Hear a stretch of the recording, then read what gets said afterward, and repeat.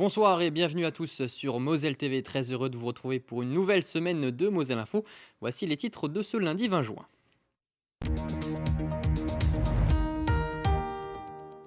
Dans Moselle Info, nous reviendrons bien évidemment sur les législatives. Pour la première fois, 3 députés du Rassemblement national en provenance de Moselle siégeront à l'Assemblée nationale. Nous ferons un retour global sur tous les résultats de ces élections. C'est un événement immanquable à cette période de l'année, la traditionnelle fête de la Saint-Jean, c'était ce samedi. L'événement est toujours très attendu, nous irons du côté de Cirques-les-Bains dans quelques minutes. Enfin, les artistes graffeurs étaient de sortie ce week-end. Ils sont une dizaine à avoir repeint le hangar du secours populaire à Marly. Explosion de couleurs garantie. La météo, le temps variera entre nuages et éclaircies, comptez jusqu'à 14 degrés le matin et 28 l'après-midi. Et puis, comme chaque lundi, nous retrouverons Baptiste Deveau pour notre rubrique sport, mais tout de suite, l'actualité.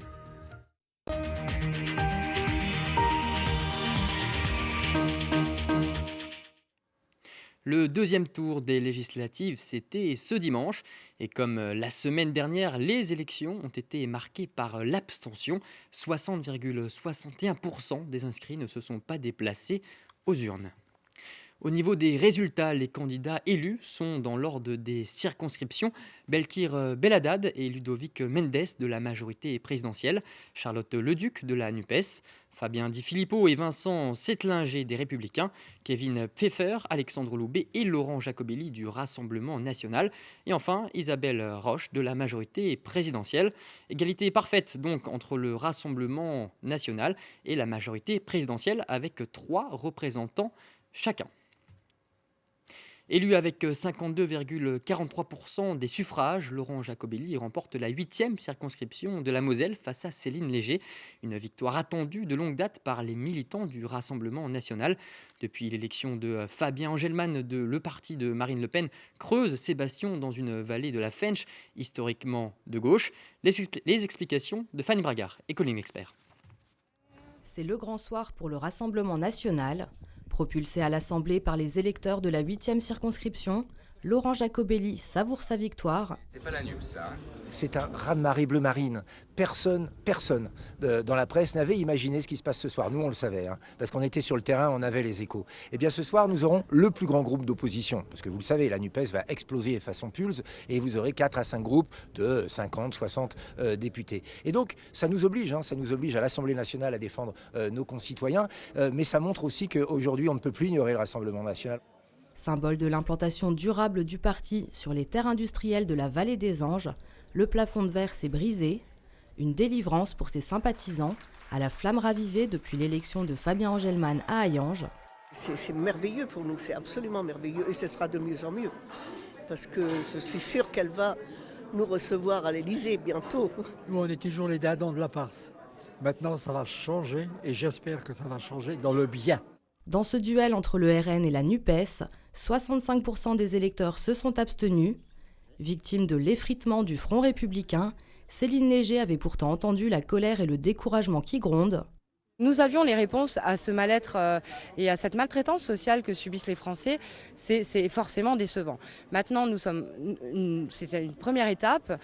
On n'a pas à rougir sur cette circonscription du score qu'on a pu faire parce que nous avions quand même un poids lourd du Rassemblement national qui était quand même fébrile et on le voit aux résultats assez serrés entre eux et nous. Consolation de taille pour la perdante de ce second tour. Grâce à l'élection de 131 députés, la NUPES devient la première force d'opposition à l'Assemblée nationale. De quoi devenir, comme les 89 parlementaires du RN, des faiseurs ou défaiseurs de loi. Dans la 6e circonscription, désormais Kevin Pfeffer du Rassemblement national a renversé le député sortant Christophe Arendt, le candidat de la majorité présidentielle.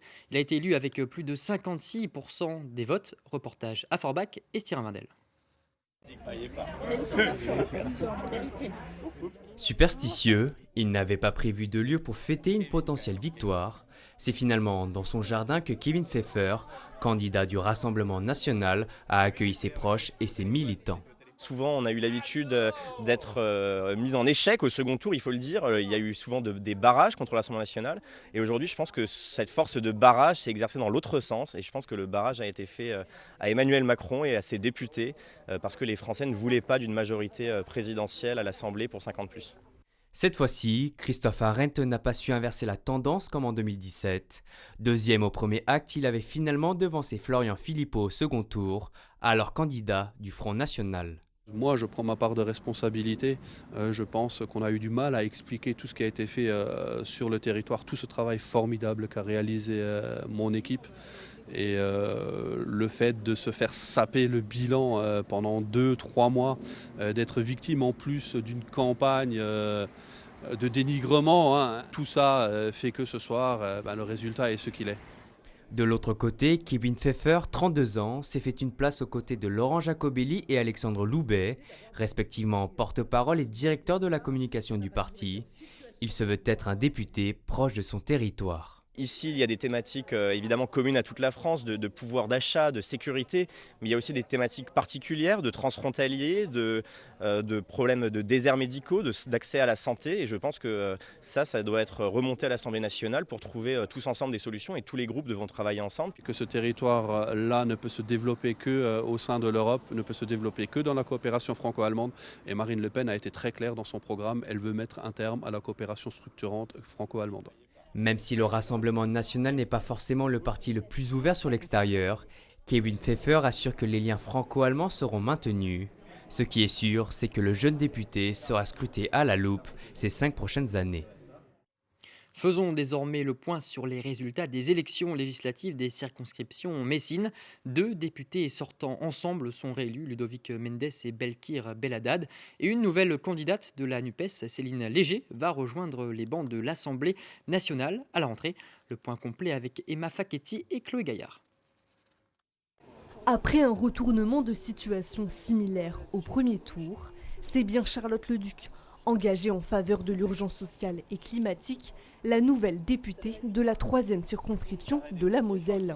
Grâce aux électeurs du centre-ville messin, elle est la seule candidate de la NUPES élue dans le département. Bon, j'aurais bien aimé ne pas être la seule pour former cette force de gauche à Metz, mais je pense que la ville de Metz montre que la gauche s'ancre beaucoup plus profondément qu'auparavant dans nos territoires, et c'est plutôt une très bonne nouvelle.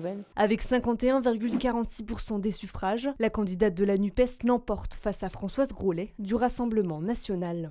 On sait bien que dans les zones plus rurales, les électeurs sont massivement en notre faveur.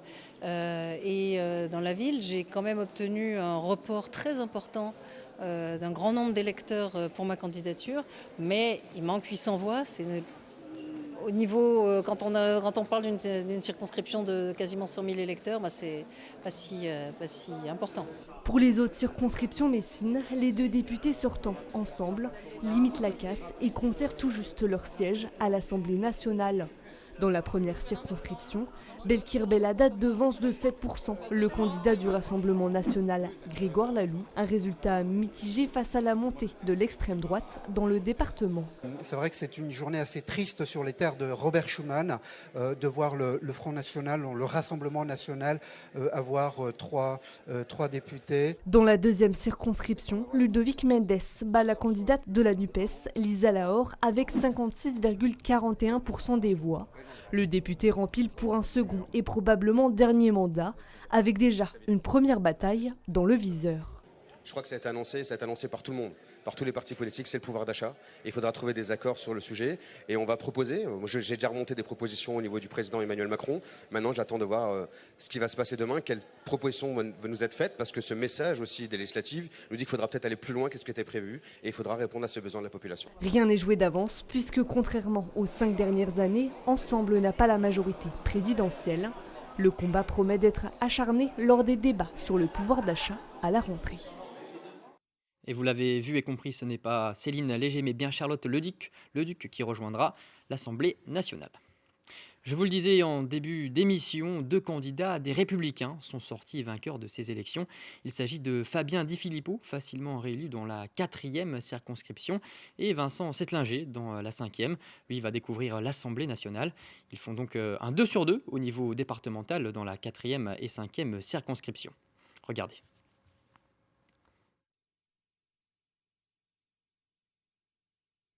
Nous continuons à Thionville. Isabelle Roche a été réélue dans la 9e circonscription de la Moselle. La députée sortante adhérente du parti Horizon d'Édouard Philippe devance Brigitte Weiss de NUPES de 10 points. Reportage de Lucie Philippot et Florian Tonizzo. Elle est l'une des 3 députées de la majorité présidentielle à conserver son fauteuil avec Belkir Belhaddad et Ludovic Mendes. Isabelle Roche n'a pas été emportée par la vague de contestation qui a soufflé sur la Moselle. Ses électeurs lui ont renouvelé leur confiance 5 ans après son premier mandat en 2017. Sous l'étiquette de La République En Marche, elle avait obtenu le plus gros score du département avec 70% des suffrages. Cette année, il faudra se contenter de 55,03%, suffisant pour briguer un 2e mandat. Soulagé, forcément, après une campagne intense, le moment du résultat est un moment de soulagement puisque c'est la concrétisation d'une belle campagne, c'est la concrétisation aussi de 5 années de travail au service des citoyens et des citoyennes sur un territoire, de faire le lien entre un territoire et l'Assemblée nationale. Moi je suis très content bien sûr pour Isabelle Roche et il y a une vraie cohérence aujourd'hui entre la députée de la 9e circonscription et on va dire le territoire et en particulier la ville de Thionville puisque Isabelle Roche était une députée Horizon et je suis moi-même Horizon et donc il y a une vraie cohérence. En face, Brigitte Weiss est parvenue à resserrer l'écart avec Isabelle Roche.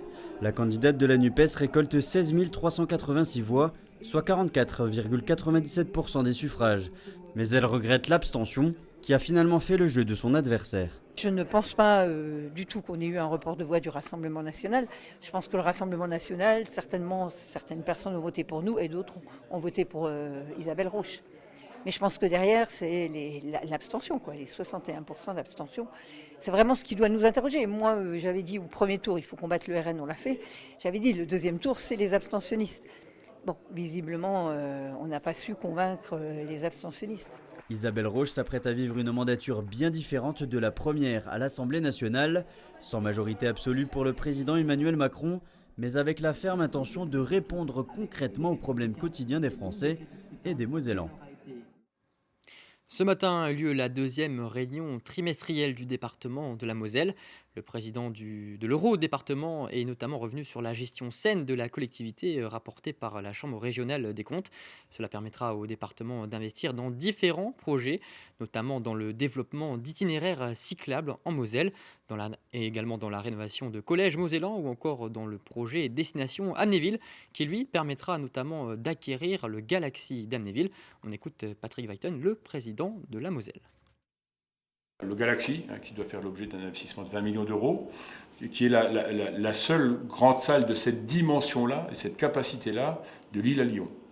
Et donc il faut le sauver, et c'est la raison pour laquelle le département s'est engagé à acquérir la propriété de ce site. Et nous allons investir 20 millions d'euros pour le remettre à niveau, puisqu'on a un contrat avec une société qui s'appelle Espace, qui est une filiale de Fimalac, et qui assume aujourd'hui à son propre risque l'exploitation de ce site qui développe là un certain nombre de dates. Et nous avons dans le contrat prévu qu'il y ait à la fois de la culture et du sport qui soient proposés dans cet bel espace qui peut accueillir jusqu'à 12 000 visiteurs et spectateurs dans des spectacles culturels, mais aussi 5 ou 6 000 dans des spectacles sportifs. Et donc c'est l'objectif, et c'est la raison pour laquelle le département va acquérir la propriété du Galaxy. Et ensuite, nous investirons avec l'Europe, les fonds de l'État, les fonds régionaux, les fonds des collectivités locales pour redonner un nouvel avenir à ce site du Galaxy. Il est infirmier et inventeur. Frédéric Lebold a reçu le prix du président de la République lors du concours Lépine 2022. Il a inventé ce panneau connecté qui permet aux passants d'être prévenus d'un arrêt cardiaque à proximité et d'apporter rapidement un défibrillateur. En ce moment, à l'hôtel du département de Metz, une cérémonie a lieu en son honneur. Retrouvons d'ailleurs Anne-Sophie Grosse sur place. Vous êtes en compagnie de l'heureux vainqueur de ce concours si prestigieux. Oui Jean, je me trouve effectivement en compagnie de Frédéric Lebold, celui qui a créé Géocœur. Frédéric Lebold, bonsoir. Bonsoir. Alors vous et votre défibrillateur connecté qu'on voit derrière, baptisé Géocœur, vous vous êtes distingué lors du concours Lépine 2022. Ce défibrillateur, on le rappelle, permet d'alerter les passants lorsqu'une personne fait un arrêt cardiaque à proximité. Voir votre invention récompensée au concours Lépine, est-ce que c'est une distinction à laquelle vous vous attendiez ? C'est une distinction qu'on espérait. On espérait au moins avoir une distinction quand on s'est lancé dans ce projet qui était un projet important pour notre association. C'est 12 jours de présence à la Foire de Paris, c'est un gros investissement pour nous.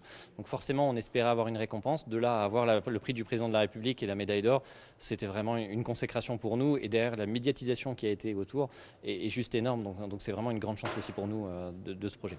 Alors justement, vous parlez de médiatisation. Est-ce que, avec cette distinction, vous espérez que Géocœur soit implanté un petit peu partout en France ? Ça commence d'ailleurs, mais même voire au-delà des frontières.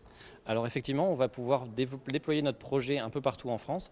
Nous avons déjà des contacts avec la brigade des sapeurs-pompiers de Paris qui veulent pouvoir l'essayer, donc avec un objectif d'en déployer pour Paris 2024. Donc c'est quand même une très belle vitrine pour nous.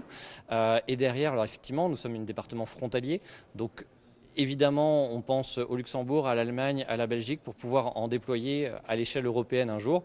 Déjà, la première étape, c'est de vraiment en déployer correctement en France et ensuite, pourquoi pas, partout en Europe. Alors une dernière petite question, vous parlez de département frontalier, le département de la Moselle justement, qui vous a distingué également aujourd'hui par une cérémonie. Est-ce que le département de la Moselle a toujours été à vos côtés justement pour développer vos idées ? Tout à fait. En fait, ça a été une chance d'avoir au tout début du projet. Le projet FPR, c'était qu'un bout de papier au départ. On a été soutenu par le président Weiten, par le service départemental d'incendie et de secours de la Moselle, qui ont cru en notre projet, qui ont permis à l'application de naître. Et par la suite, maintenant, de pouvoir voir le Géocœur et avec toujours le soutien du département, de la région à nos côtés. Merci beaucoup Frédéric Lebold d'avoir été avec nous. Et on rappelle que Géocœur s'est distingué parmi 358 inventions françaises sélectionnées pour le concours Lépine.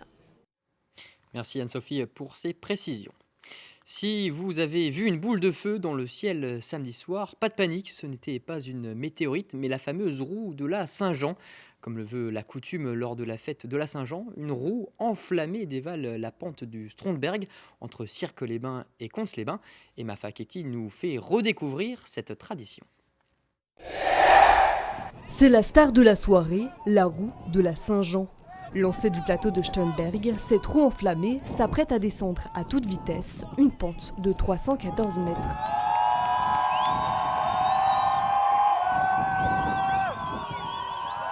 Une tradition religieuse qui perdure depuis le Moyen-Âge. Les gens du village, les jeunes célibataires, descendaient une roue de la Saint-Jean vers la Moselle pour essayer d'atteindre la Moselle.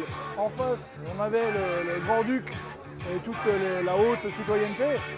Et donc si cette roue atteignait la Moselle, on avait la chance d'avoir de la chance sur les récoltes. Par contre, si la roue n'arrivait pas jusqu'à la Moselle, c'était les gens du village qui lançaient la roue, qui offraient un panier de cerises au Grand-Duc. Pour s'embraser, telle une boule de feu, la roue en bois de 250 kg est chargée de fagots de paille et dirigée dans les braises par 4 pousseurs. Un savoir-faire périlleux et brûlant, même avec des protections. On s'imagine difficilement qu'on va peut-être pas pouvoir tenir sur la perche, sachant que surtout cette perche est relativement courte parce qu'on ne peut pas l'étendre de trop. Et puis comme ce soir on a pu le constater, quand le vent vient jouer avec nous, et ben, la difficulté elle est à un moment ou l'autre on sera sous le vent et donc sous les flammes. Et à ce moment-là, alors c'est le travail d'équipe sur le côté qui est important, parce qu'on est deux et on va se remplacer l'un l'autre du côté du feu. Un effort physique qui a porté ses fruits, puisque cette année, la roue est tombée vraiment très bas et partie un peu sur la droite, mais normalement, quand elle descend vachement bas comme là, ça veut dire qu'on aura une bonne récolte au niveau de tout, que ce soit des arbres, du blé. À voir dans les semaines qui suivent si cette chance sourira véritablement aux agriculteurs locaux. Grave to be solidaire, c'est le nom de l'événement organisé ce week-end par le Secours populaire. Une dizaine d'artistes sont venus graffer les murs du hangar de l'association caritative située à Marly. Objectif, embellir ce lieu qui abrite tous les produits alimentaires du Fonds européen d'aide aux plus démunis. Reportage Anne-Sophie Gross. Durant 2 jours, 10 artistes ont laissé leur talent s'exprimer sur les 450 mètres carrés de tôle laissés à leur disposition. Venus de Paris, Tours, Orléans, Metz ou encore du Luxembourg, les graffeurs ont tous répondu à l'appel de l'association Une Face de Style et du Secours Populaire. Plus qu'une simple exposition de street art à ciel ouvert, l'opération Graph2Be Solidaire permet à l'association caritative de montrer combien ses valeurs sont proches de celles du street art. C'est une culture qui a toujours été un peu marginalisée, j'ai envie de dire un peu comme nos personnes démunies ou les personnes qui ont besoin. C'est des gens, voilà, peut-être qu'on s'est retrouvés là-dedans, d'exister ensemble, de se porter. Les artistes ont aussi une parole qui porte le bénévolat, je souligne, hein, tous les artistes aujourd'hui sont bénévoles. Tous bénévoles et tous unis par une même thématique, construire une solidarité durable et planétaire. Coy, artiste orléanais, a choisi de représenter l'humain et l'animal se battant côte à côte. Entre biomorphisme et écologie, le graffeur clame haut et en couleur ses convictions. Surtout pas se laisser faire, défendre ses valeurs et puis changer de façon de penser face à la nature qui est la plus grande source d'inspiration du monde, la plus grande bibliothèque de couleurs et de formes du monde. Un peu plus loin, de jeunes Mosellans se sont eux aussi prêtés à l'exercice, une initiation au graphe un peu plus difficile que prévu. C'est plutôt plus dur parce que ça gicle un petit peu. Oui, ça gicle un petit peu et du coup faut bien regarder où est le trou parce que sinon ça va dans le sens inverse. Placée sous le signe de la bonne humeur et du partage, cette collaboration aura permis de mettre en lumière et en images les valeurs humanistes et solidaires partagées par tous les acteurs de cet événement. Et en parlant de couleurs, une vague arc-en-ciel a déferlé sur Metz ce samedi après-midi. Plus de 6000 personnes ont défilé dans la rue pour défendre les droits LGBTQI+, à l'occasion de la marche des fiertés organisée par l'association Couleur Gay. C'est un record. Retour en images sur cette 20e édition. Alors aujourd'hui, Metz, aujourd'hui, aimez-vous. Aimez-vous les uns les autres. Aimez-vous les uns avec les autres. Aimez-vous les uns sur les autres et les uns dans les autres. Car nous ici, à Metz et dans le Grand Est, et partout en France, on vous aime. Bonne Pride. Cette année, notre slogan, c'est la transphobie à l'école ras-le-bol. En fait, tout simplement parce que ces dernières années, il y a eu beaucoup trop de transphobie en milieu scolaire et tout simplement en hommage en fait à tous ces enfants qui se sont ôtés la vie à toutes ces personnes qui ont été tuées à cause de la transphobie et à qui on interdit en fait juste de vivre leur vie et leur genre.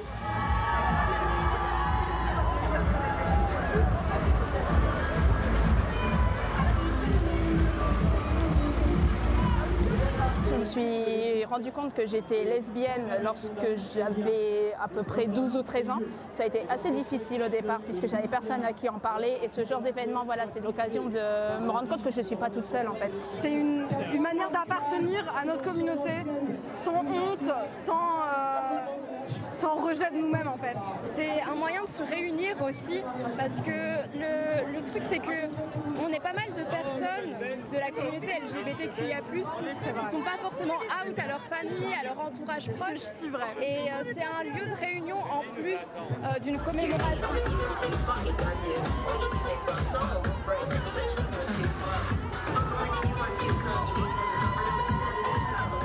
Ouais, il fait vraiment chaud mais c'est chouette, il y a une très bonne ambiance. Il y a moins les messages politiques qui étaient très forts des années précédentes, même s'il y a toujours des messages forts qui sont toujours là, notamment sur des problèmes de transphobie qui sont malheureusement de plus en plus présents. On est passé devant les magasins et tout, ils nous ont arrosé, ça fait du bien et tout. Mais c'était bien, il y avait les chars et tout, après tout le monde était là, il y a eu beaucoup de monde, donc ça montre que tout le monde est un peu là pour revendiquer ça.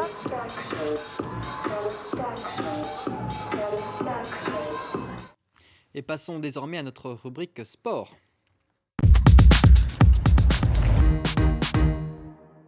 Et comme chaque lundi, Baptiste m'a rejoint pour revenir sur les résultats du week-end. Bonsoir Baptiste. Bonsoir Jean. On commence avec du football et la Coupe de Moselle. Baptiste, nous connaissons le nom des deux finalistes. Effectivement, Jean Hutz, tombeur de Beren-Leforbach dans la première demi-finale sur le score de 4-2, affrontera Talange, l'autre vainqueur dans la demi-finale, et qui est Talange a battu Vitrin 11-0, donc il n'y a pas eu match dans cette deuxième demi-finale.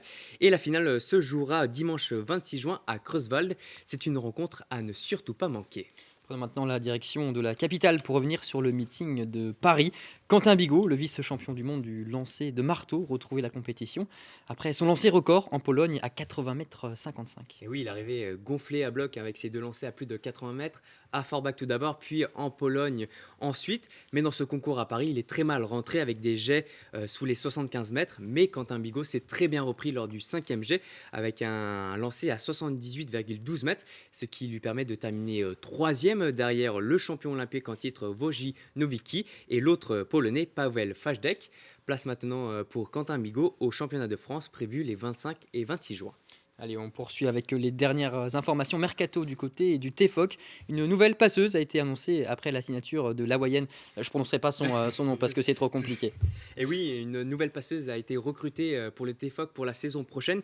Il s'agit de la Slovaque Barbora Kosekova en provenance des Ladies in Blacks d'Aix-la-Chapelle en Allemagne. C'est une joueuse de 27 ans et c'est un pilier de l'équipe nationale de Slovaquie. Donc c'est une très bonne recrue pour le club de Therville-Florange et le club va vraiment s'appuyer sur elle pour la saison prochaine. Et sur Moselle TV, Baptiste, vous avez pu suivre chaque soir l'extraordinaire traversée. Nos téléspectateurs ont pu et suivre. nos téléspectateurs, cette traversée de Philippe Bonneau, parti de chez lui de Sémecourt le 7 juin. Philippe Bonneau a bouclé ce samedi une incroyable traversée de la France à pied, de Sémecourt à Asile. Dans l'Aude. Et oui, je vais vous donner quelques chiffres pour montrer cette magnifique traversée que vient de réaliser Philippe Bonneau. Il a marché 817 km en 12 jours, c'est presque 90 000 pas quotidiens, et il a bu entre 15 et 20 litres chaque jour. Bon, donc c'est des chiffres assez fous. Et c'est une marche caritative, on le sait, parce que les fonds sont reversés à la Ligue du cancer. Et à son arrivée à Asile, il a reversé 7 118 € à la Ligue contre le cancer. Il est parti parce que deux frères à lui et son père ont été touchés par le cancer. Donc c'est une cause qui lui tenait vraiment à cœur. Et dans cette grande traversée de la France, il a été bien sûr aidé par sa famille qui l'accompagnait dans un camping-car. Et il a connu durant cette marche la pluie, le froid dans les Vosges et la canicule à Montpellier. Donc ça a été une traversée très très dure pour lui. Et Philippe Bonneau sera d'ailleurs l'invité de Moselle Info demain, mardi. Il reviendra sur son incroyable périple. Et vous, Baptiste, dans Moselle Sport, qui sera votre invité demain ? Demain à 18h30, un Moselle Sport spécial fête de la musique, puisqu'ils nous seront le 21 juin. Et je recevrai Olivier Baldissera. C'est un vététiste émérite et un batteur qui a joué notamment avec David Hallyday. Donc on parlera sport et musique avec Olivier Baldissera. Et on termine très rapidement sur ce docu-débat diffusé ce soir à 20h sur Moselle TV sur la descente du FC Metz. Et oui, en votre compagnie et avec Florian Antonizzo, nous avons réalisé un documentaire sur la descente du FC Metz. Un documentaire raconté par les supporters. 4 supporters racontent leur saison 2021-2022 du FC Metz. Et voilà, donc nous allons parler malheureusement de la descente. C'est un documentaire à découvrir dès 20h sur Moselle TV et bien sûr disponible en replay sur notre site internet. Merci infiniment Baptiste pour toutes ces précisions. Nous terminons cette séquence d'informations comme chaque soir avec l'image du jour. Depuis ce matin, la Four-Niru à Metz est rendue piétonne toute la semaine de 11h à 23h. C'est la 3e étape de l'expérimentation. Jusqu'à présent, les véhicules pouvaient encore y circuler à l'exception du samedi et du dimanche. Désormais, seuls les riverains, les livreurs et les bus pourront accéder à cette rue. Pour l'heure, quelques aménagements semblent encore nécessaires puisque les plots sont restés longuement ouverts ce matin, laissant passer de nombreux véhicules. La décision de maintenir ou non la rue piétonne sera prise en septembre par la municipalité. Rendez-vous à la rentrée pour le verdict. Et voilà, c'est la fin de Moselle Info. Tout de suite, retrouvez la météo avec René Anne, suivi d'un club de la presse spéciale législative pour retrouver tous les résultats des élections de ce second tour. Et puis ensuite, le docu-débat comme annoncé par Baptiste sur la descente du FC Metz. Je vous souhaite une excellente soirée sur Moselle TV.